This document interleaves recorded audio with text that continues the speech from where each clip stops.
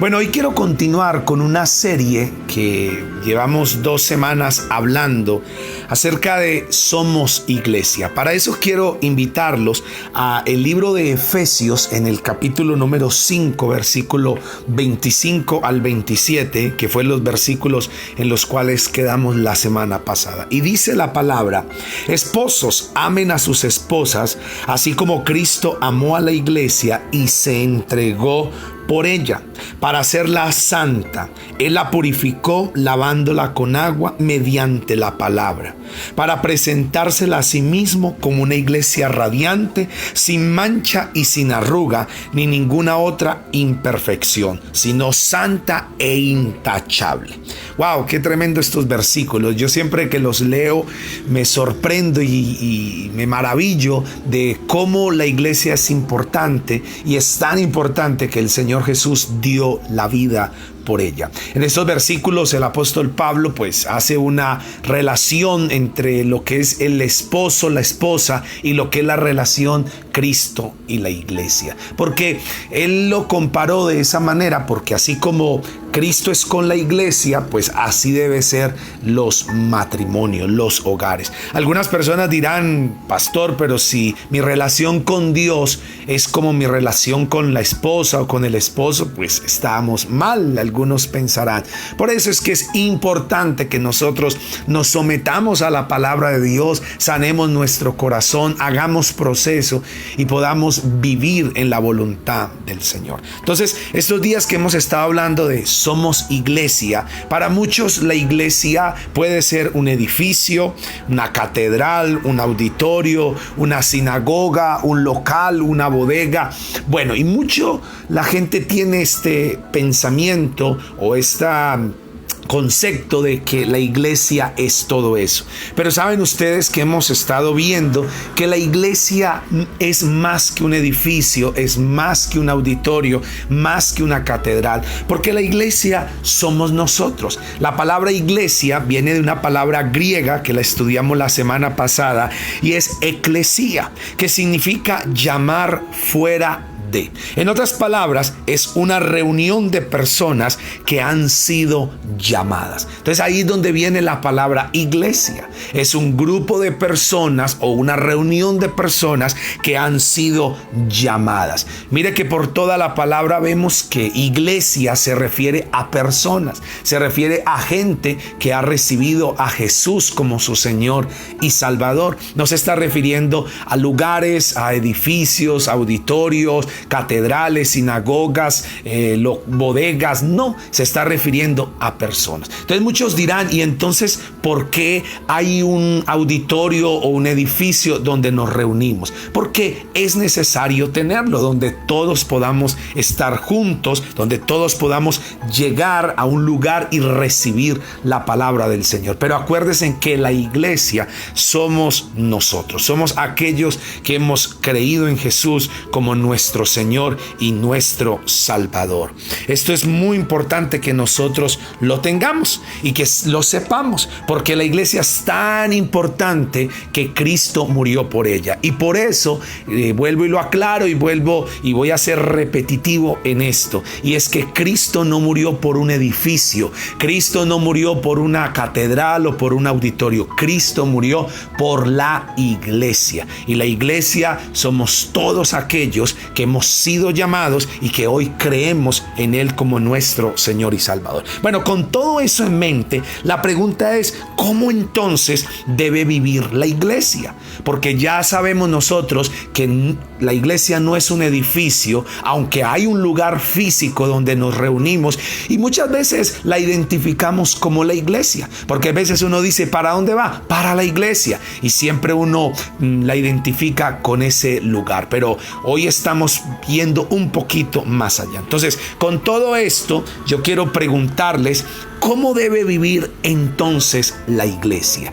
Y aquí estoy hablando de nosotros, de las personas que hemos creído. A lo mejor hay alguna persona que no es creyente. A lo mejor alguna de las personas que me están escuchando en este momento no son iglesia, pero están ahí escuchando y se hacen esta misma pregunta. Entonces, si la iglesia somos nosotros, entonces, ¿cómo debe vivir la iglesia? Y esto es muy, muy importante. Y por eso quiero que venga conmigo al libro de Deuteronomio, capítulo 10, versículo 12 y 13. Estos versículos son fascinantes. Y si usted está tomando apunte, por favor, apunte o subraye en su Biblia estos versículos que son maravillosos, son increíbles, son reveladores de cómo debe vivir entonces la iglesia. Y dice de esta manera: y ahora, Israel, ¿qué pide el Señor tu Dios?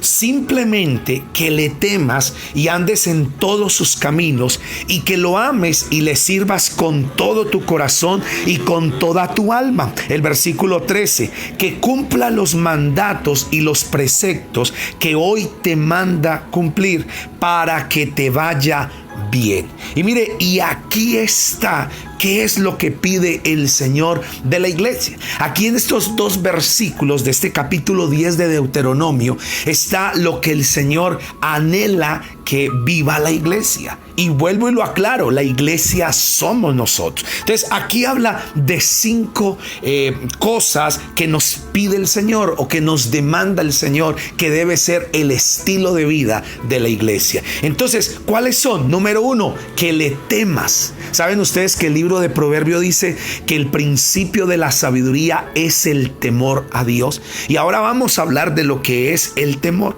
Número 2, que andes en todos sus caminos. Número 3, que, óigame bien, que lo amemos, amar al Señor. Y número 4, que lo sirvamos con todo el corazón y con toda el alma. Y número 5, que cumplamos todos sus mandamientos y preceptos. ¿Y sabe qué va a pasar si nosotros obedecemos estos ordenanzas, este estilo de vida? El versículo 13 termina diciendo: para que te vaya bien. Y yo creo que ese es el anhelo de todas las personas, que nos vaya bien.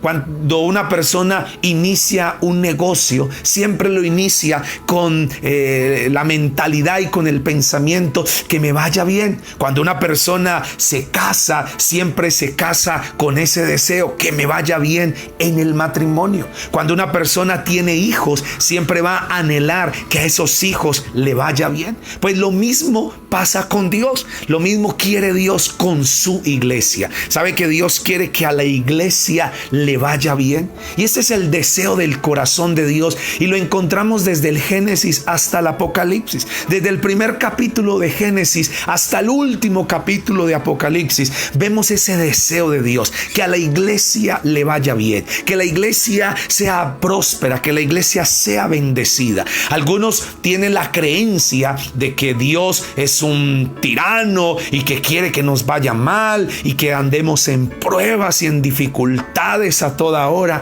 Pues no, mi hermano, porque acuérdese que Dios es Padre, y como Padre siempre anhela lo mejor para sus hijos. Entonces, como Él anhela lo mejor para sus hijos y quiere que nos vaya bien, pues Él nos pide y nos demanda qué debemos hacer. ¿Para qué? Para que nos vaya bien. Por eso es que la gente muchas veces ora y dice: ay, Señor, que me vaya bien, y le va mal. Y entonces hay veces dicen: pero ¿por qué si yo le pedí a Dios que me fuera bien? Y aquí es algo que quiero resaltar mucho, es que Dios no viola sus leyes, es que Dios no viola su palabra. Eso es como si usted se pasa un semáforo en rojo, usted sabe que si cometió una infracción, y usted sabe que si lo ve un policía, un guarda de tránsito, o en ese semáforo hay una cámara, ahí usted va a llegar y le va a tomar una fotomulta, y pues le va a llegar a su correo y le va a quedar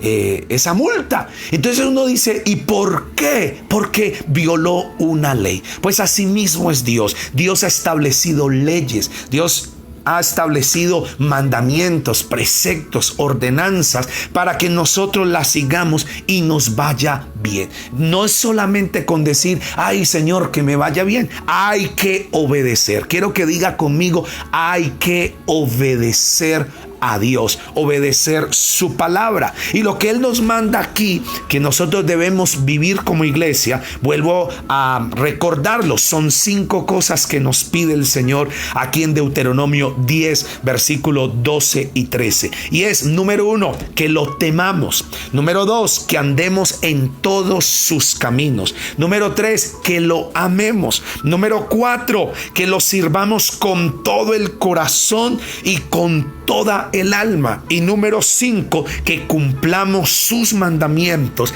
y sus preceptos. Y como resultado, ¿cómo nos va a ir? Nos va a ir bien. Entonces, quiero que analicemos cada una de estas 5 ordenanzas, de estas 5 demandas que el Señor nos coloca aquí en la palabra. Entonces, por eso quiero que usted esté conectado, que esté ahí atento con papel y lápiz y que esté ahí siendo edificado, porque yo sé que el Espíritu de Dios hoy está hablando a su pueblo. Entonces, vamos a analizar y a estudiar. Lo primero es óigame bien esto, le vas a temer. Y aquí cuando habla de temor, está hablando es de eso, de miedo, de temer. Saben ustedes que muchos hoy la gente le tiene miedo a muchas cosas y no a Dios. Hay gente que le tiene miedo a la oscuridad, que le tiene miedo a la soledad, que le tiene miedo a la altura. Hoy en estos días de cuarentena y de pandemia y de todo lo que hoy el mundo está pasando, hoy día hay gente que hasta tiene miedo de abrazar o de saludar. Usted dirá, pastor, pero estamos en un tiempo donde debemos abstenernos de abrazar. Y yo digo, ok, no tengo ningún problema con eso. Pero la gente más que por salud o por guardar estas medidas, más es por miedo. Imagínense cuando ven a una persona estornudando. Hay gente que sale muerte miedo, paniqueada, dicen los muchachos hoy en día. Y le tienen más miedo hoy, y esto hablamos en estos días con una persona que decía, hoy hay que tenerle más miedo a una persona con gripa que con una pistola en la mano. Y era chistoso lo que estábamos ahí hablando, pero en la conciencia de la gente eso está pasando. Y hoy le tienen más miedo al diablo, le tienen más miedo a la enfermedad, a la pobreza, y no a Dios. ¿Sabe que nosotros debemos tenerles más miedo y temor a Dios? Algunos dirán, pero si Dios es bueno, ¿por qué le voy a tener miedo? Y yo quiero que venga conmigo al Evangelio de Mateo, en el capítulo número 10, el versículo 28. Y mire lo que dice este versículo. Dice, no teman a los que matan el cuerpo, pero no pueden matar el alma. Teman más bien al que puede destruir el alma y el cuerpo en el infierno. Entonces la pregunta es, ¿a quién debemos tenerle miedo, temor? ¿Sabe a quién? Según este versículo, a Dios. ¿Por qué? Porque el que puede matar mi cuerpo simplemente lo mata y ya. Pero Dios puede, oiga bien esto, destruir nuestra alma y nuestro cuerpo en el infierno. Y yo siempre le digo a la gente, ¿a usted no le da miedo cuando peca? Que un día vamos a estar delante de Dios. Pues si a muchos no le da miedo, a mí sí. Por eso es que yo vivo en una vida de arrepentimiento. Y no es porque vea que Dios es malo, no, señores. Yo creo que Dios es bueno, pero Dios es Dios. Y Dios es Rey de reyes y Señor de señores. Dios es, mi hermano, el creador del cielo y de la tierra. Y la palabra dice que Él no tendrá por inocente al culpable. La Biblia dice que Él es lento para la ira y grande en misericordia. Pero por ninguna razón tendrá por inocente al culpable. Así que, mi hermano, si a alguien hay que tenerle miedo o temor, es a Dios. Por eso en Deuteronomio capítulo 10, este versículo 12 y 13, lo primero que pide el Señor y que demanda el Señor de nosotros es que le temamos, que le temamos. Ven ustedes hoy día que la gente cuando ve esos desastres naturales o ve esos fenómenos que hoy están pasando, que se escuchan ruidos en el cielo, que en la madrugada se oyen trompetas, que el sol se está oscureciendo, que hay señales en el cielo y la gente dice, ¡qué miedo! ¡Qué miedo! Porque ¿eso qué será? Y yo les digo, ¿por qué la gente manifiesta ese temor? Porque saben que es Dios y saben que hay algo ahí de que no ha sido colocado en orden. Y eso es lo que el Señor está diciendo, que le temamos. Y lo segundo que dice este pasaje es que andemos en todos sus caminos. Esto es lo número 2, que andemos en todos sus caminos. Y voy a ilustrarlo con la salida de Israel de Egipto, porque todos sabemos que un día el pueblo de Israel entró a la nación de Egipto y allí duró más de 400 años, pero Dios le había prometido a Abraham que los iba a sacar, y Dios levantó un hombre llamado Moisés, que él fue el que Dios usó para sacar al pueblo. Entonces cuando Dios levanta a Moisés y Moisés va y vienen las plagas, las 10 plagas, entonces Dios saca al pueblo. Y aquí hay algo bien interesante, porque quiero mostrarles en Éxodo capítulo 13, el versículo 17 y 18, cómo Dios saca al pueblo y los lleva por el camino. Y mire lo que dice acá: cuando el faraón dejó salir a los israelitas, Dios no los llevó por el camino que atravesaba la tierra de los filisteos, que era el más corto, pues pensó, si se les presenta batalla, podrían cambiar de idea y regresar a Egipto. Y dice el versículo 18, por eso los hizo dar un rodeo por el camino del desierto en dirección al Mar Rojo. En otras palabras, ¿qué significa estos versículos? Que cuando el Señor sacó al pueblo de Egipto, lo llevó por el camino largo y no por el camino corto. El camino corto era el que los llevaba por la tierra de los filisteos, pero el Señor les hizo dar la vuelta y los llevó por el camino que iba hacia el Mar Rojo. O sea, en otras palabras, el camino largo. Por eso han escuchado ustedes cuando la gente dice, hay el camino corto y el camino largo. Y yo muchas veces veo que Dios hay veces nos lleva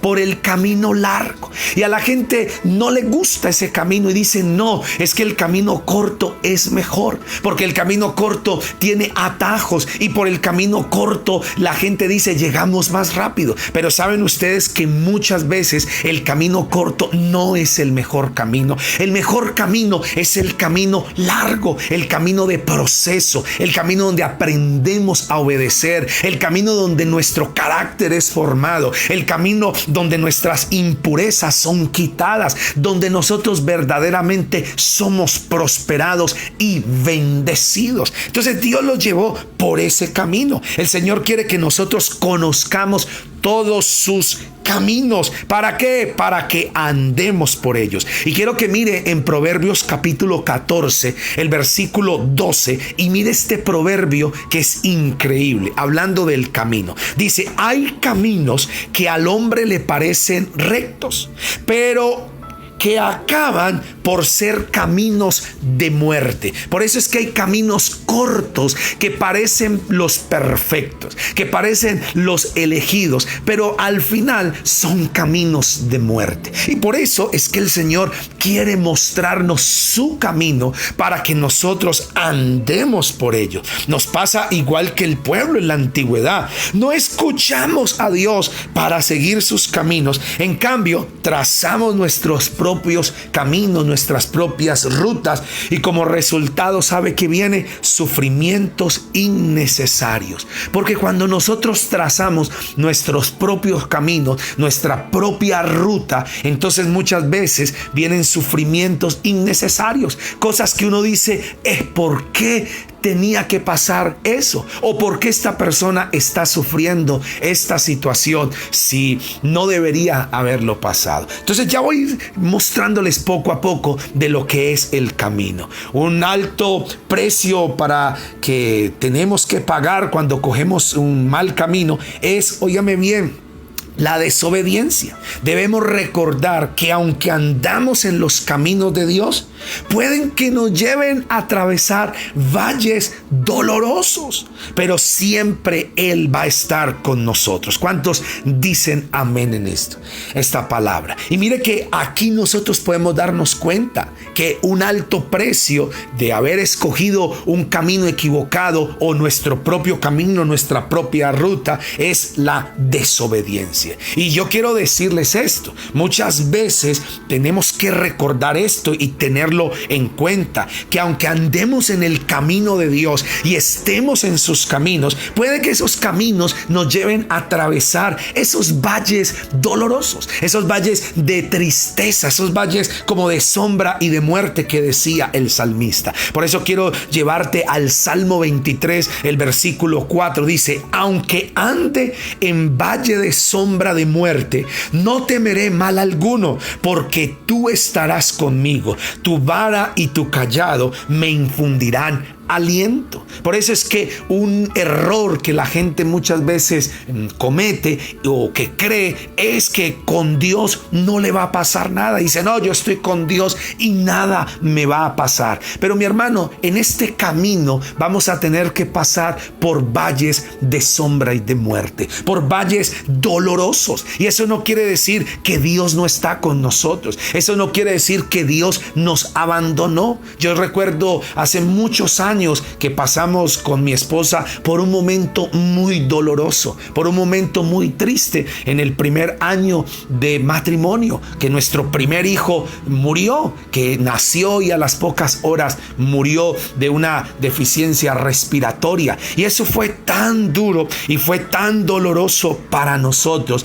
Pero mi hermano, ahí donde uno muchas veces se cuestionaba, pero ¿por qué Dios? Yo tenía que pasar por esto si yo te busco. Hay gente que me dijo: es que están en pecado y por eso pasó esto. Y yo recuerdo que yo le pregunté al Señor y le dije: Señor, ¿qué pasa? Y Él me dijo: no te preocupes, yo estoy caminando contigo, estás en mi voluntad, estás en mi dirección. Y por eso, mi hermano, es que hay cosas tan dolorosas que nosotros estamos pasando o hemos pasado que no las podemos entender hoy, pero que luego las entenderemos. Así como el Señor le dijo a Pedro y le dijo: lo que yo hago hoy tú no lo entiendes, pero lo entenderás después. Así que, mis queridos hermanos y amigos, no se vayan a desanimar. Yo no sé si están andando por un valle doloroso en este momento. No quiere decir que se desviaron, no quiere decir que Dios los abandonó. Puede, mi hermano,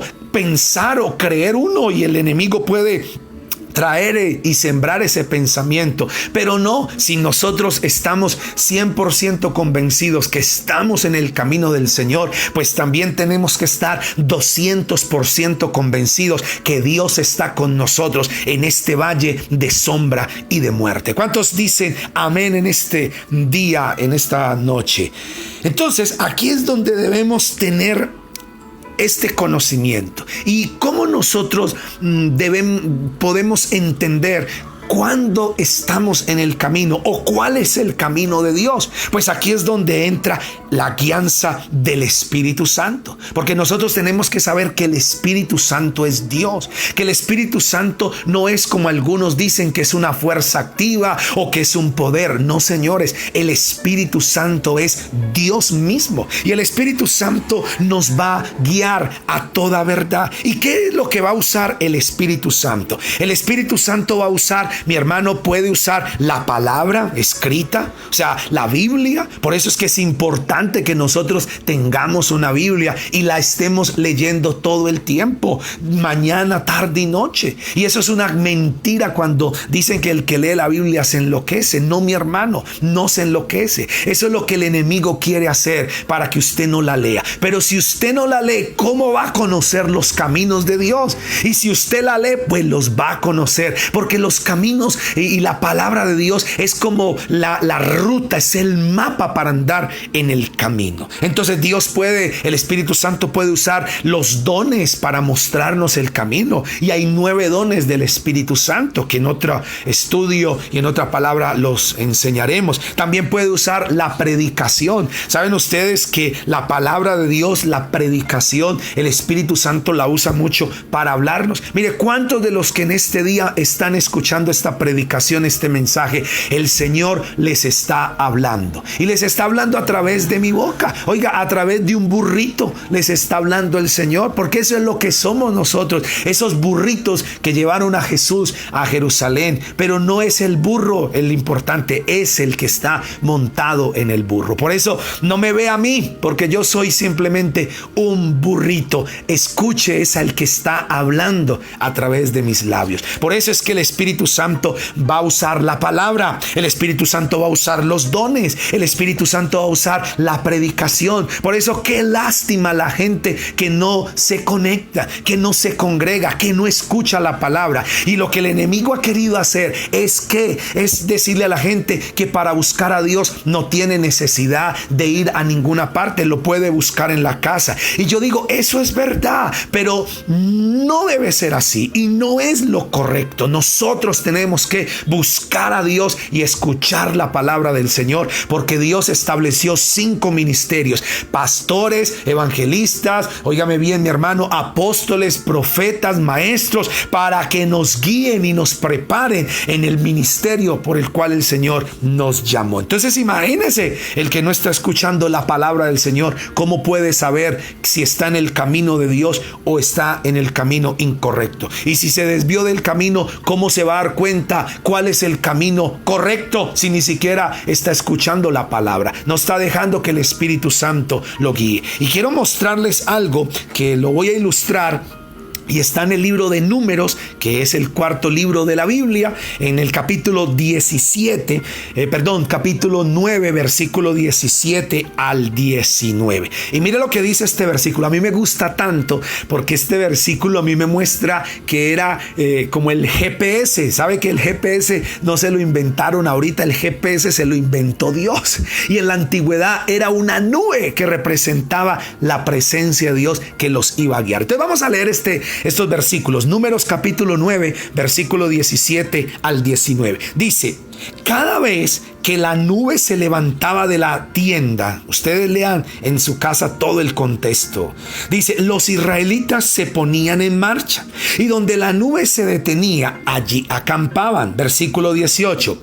Dependiendo de lo que el Señor les indicaba, los israelitas se ponían en marcha o acampaban. Todo el tiempo que la nube reposaba sobre el santuario, se quedaban allí. No importaba que se quedaran muchos días sobre el santuario, los israelitas obedecían el mandamiento del Señor y no abandonaban el lugar. ¡Wow! ¡Qué increíble! ¿Saben ustedes que esa nube era como el GPS? Y esa nube era la presencia del Señor guiándolos y dirigiéndolos. Entonces, ¿qué es lo que pasaba? Que cuando la nube se movía, pues ellos se movían. Y entonces la nube cogía, por decir, dirección hacia el sur o hacia el norte. Y entonces ellos se movían hacia el norte o hacia el sur, dependiendo cómo la nube se moviera. Si la nube se quedaba quieta, estática en un lugar, pues ellos se quedaban ahí. Pero si la nube a los 3 días, a los 10 días, a los 20 días o al otro día se movía, pues ellos se movían. ¿Sabe por qué? Porque ellos entendieron algo,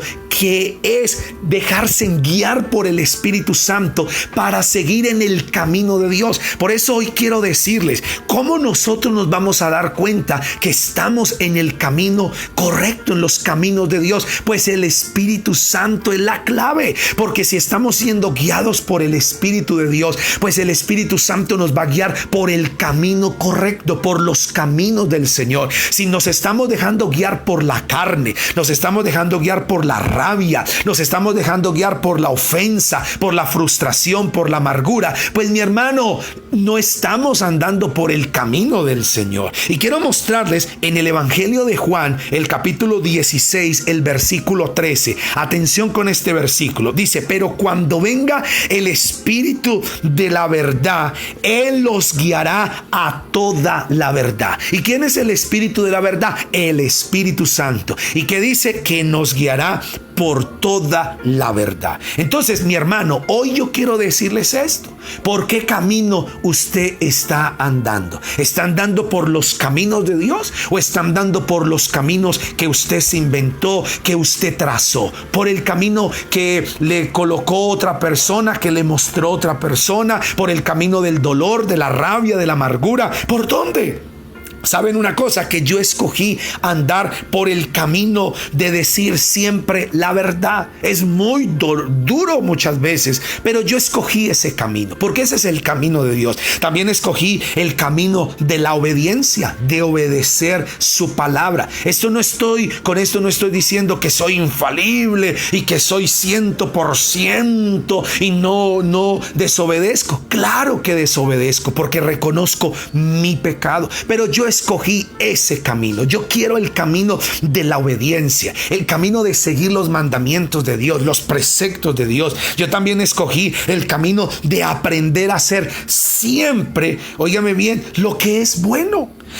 Escogí el camino de hacer siempre mi mayor esfuerzo por ser cada día mejor cristiano. Escogí también el camino de buscar a Dios, el camino de leer mi Biblia todos los días. Estoy en el camino de orar todos los días, en el camino de aprender a ser un mejor hombre, un mejor hijo de Dios. Y la lista continúa y continúa. Podríamos seguir diciendo, pero hoy le quiero preguntar a usted, ¿qué camino escogió?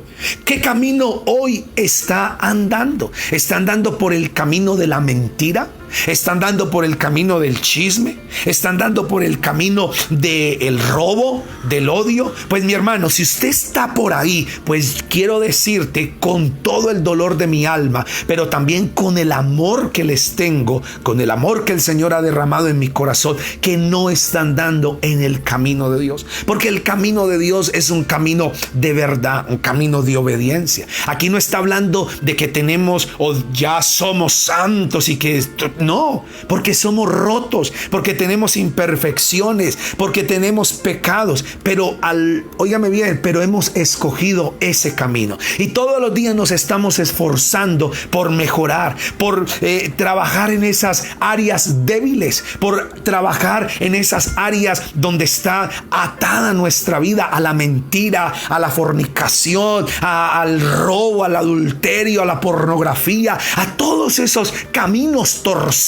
que para muchos es un camino derecho, pero su camino es de muerte. Mire la gente que ha escogido el camino de la pornografía, ¿dónde termina? Termina en masturbación, termina en adulterio, en fornicación, aún en homosexualismo, y termina en todas estas aberraciones sexuales que son abominación delante del Señor. Entonces, mi hermano, el camino que usted haya escogido es el que lo va a llevar a la meta. Y yo quiero decirles que donde ustedes están hoy caminando, eso va a determinar a dónde van a llegar. Por eso es que usted no le puede echar la culpa a nadie de su destino si usted escogió un mal camino. Y quiero mostrarles en Mateo capítulo 7 el versículo 13 y 14. Y mire lo que dice aquí, que esto es fascinante. Dice: entren por la puerta estrecha, porque es angosta la puerta y espacioso el camino que conduce a la destrucción, y muchos entran por ella. Oiga, ¿cómo es el camino que lleva a la destrucción? Dice que es ancho, que es espacioso, y muchos son los que caminan por ahí. Pero dice el versículo 14: pero estrecha es la puerta y angosto el camino que conduce a la vida. Y mire lo que dice: y son pocos los que entran por ella. ¡Wow! ¡Qué increíble! Mire que el camino que lleva a la destrucción, ¿cuántos son los que lo escogen muchos, pero el camino que lleva a la, óigame bien, que lleva a la vida, que lleva a ese camino de bendición es angosto, y dice que pocos son los que caminan por ahí. Entonces, por eso les pregunto en este día, ¿qué camino usted escogió? ¿El camino ancho, el camino espacioso, que muchos andan por ahí haciendo lo que quieran, sin Dios y sin ley, creyéndose en todos poderosos, creyéndose que son invencibles y que nada les va a pasar y que son libres y ellos verán qué hacen?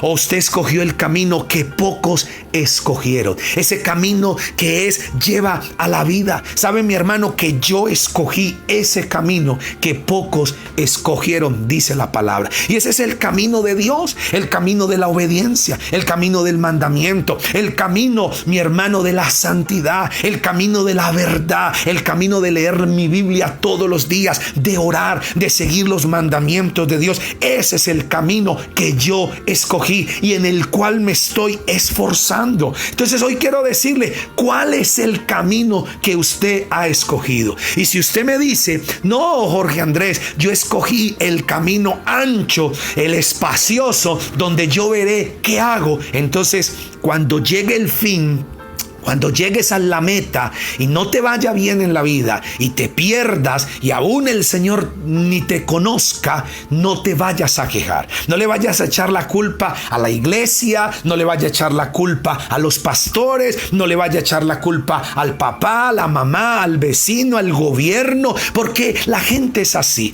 Anda en malos caminos y son felices echándole la culpa a todo el mundo y no se dan cuenta que fue el camino que ellos escogieron.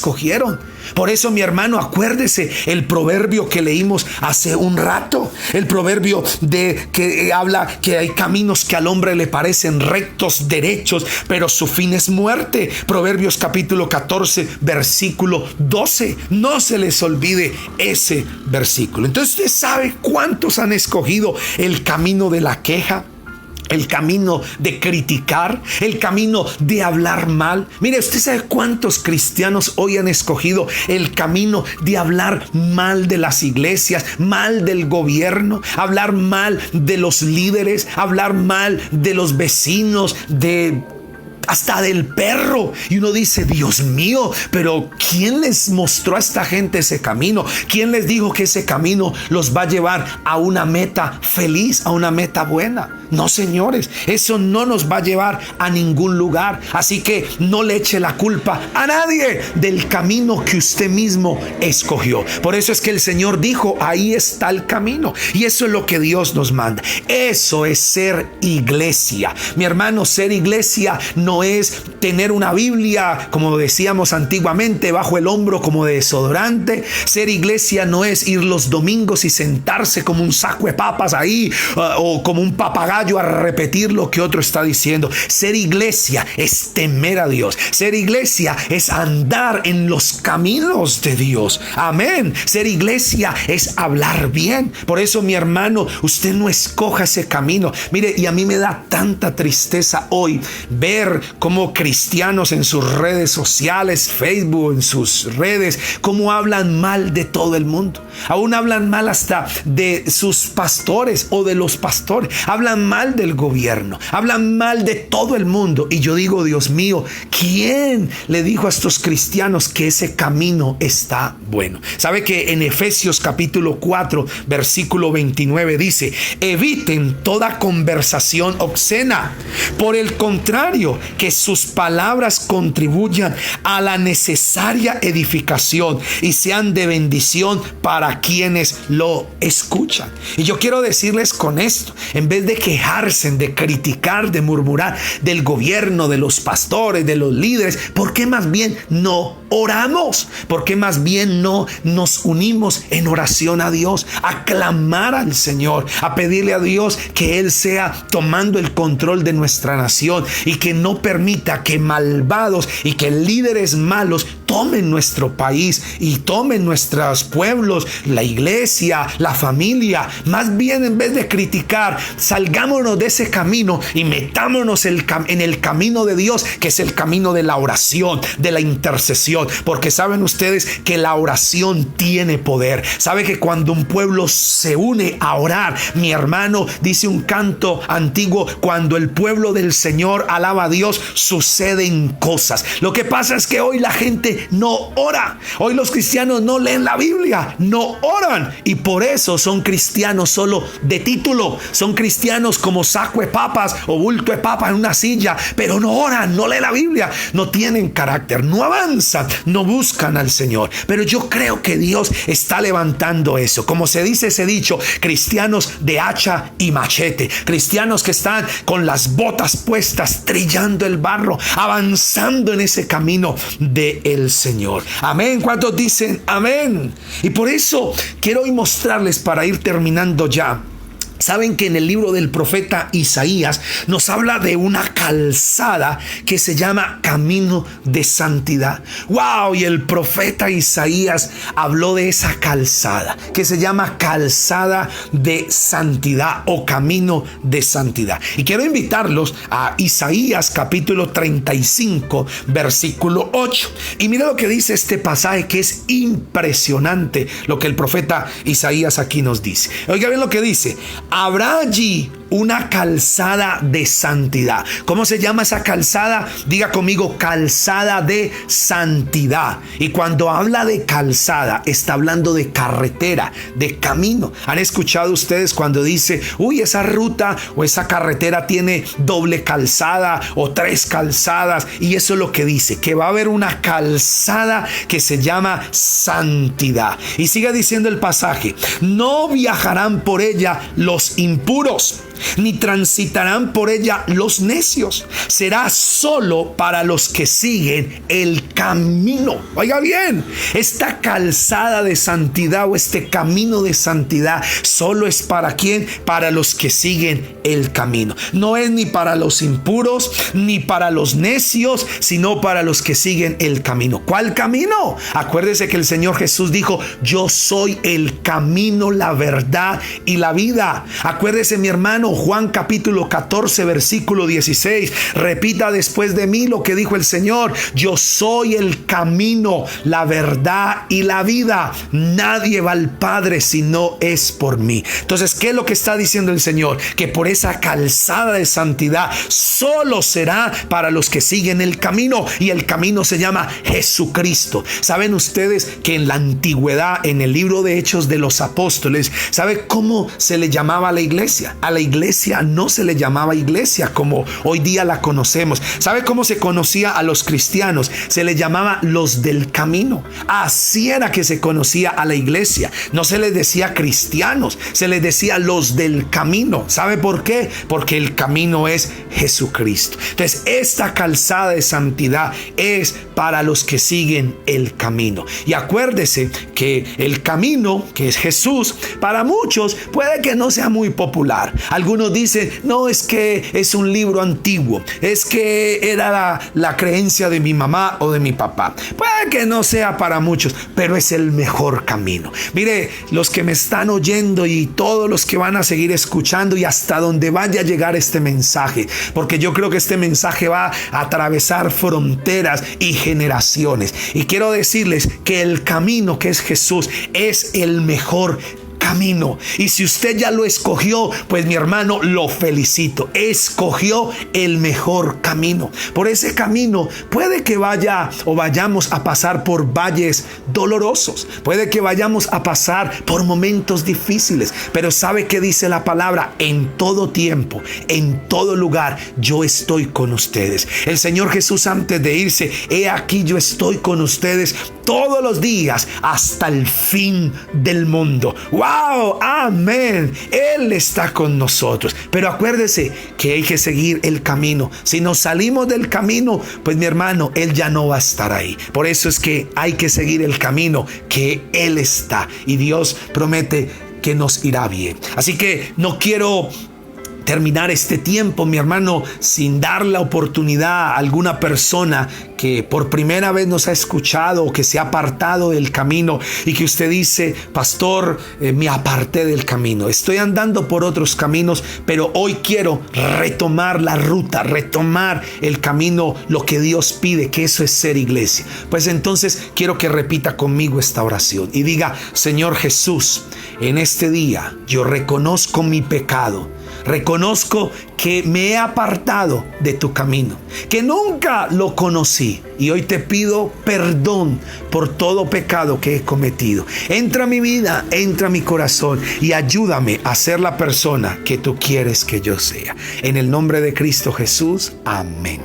Mira, mi amigo, mi hermano, si tú hiciste esta oración, créeme que el Espíritu Santo te convenció de pecado, de justicia y de juicio, y ahora te queda es vivir por ese camino. Eso es ser iglesia. Y la segunda invitación que te hago es: no te pierdas la próxima semana, porque todavía nos quedan 3 ordenanzas que está en este versículo de Deuteronomio 10, que todavía tenemos que estudiarlo, y es para la próxima semana, el próximo viernes, que todavía nos falta amarlo, servirle con todo el corazón y con toda el alma y cumplir sus mandamientos. Eso es ser iglesia. Así que ahí donde está, quiero que cierre sus ojos, levante sus manos y vamos a orar y vamos a darle gracias al Señor. Padre, te damos gracias en esta hora y hoy te pido, Señor, que venga tu reino, que se haga tu voluntad.